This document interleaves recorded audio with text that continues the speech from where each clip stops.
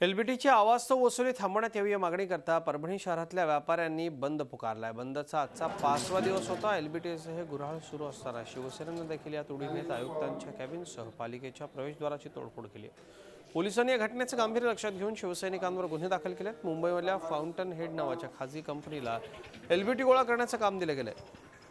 या एजन्सीच्या कार्यप्रणालीत त्रुटी असल्याचं व्यापाऱ्यांनी सांगत त्यांच्याकडून वसुली करून घेऊ नये अशी मागणी रेटून धरली।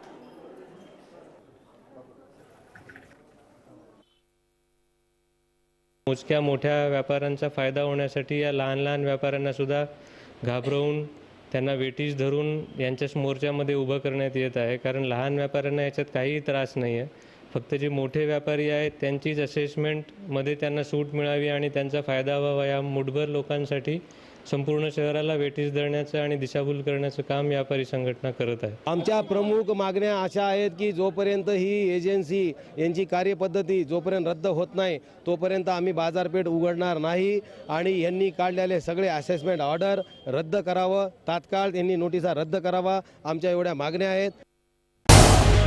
झी 24 तास रहा एक पाऊल पुढे।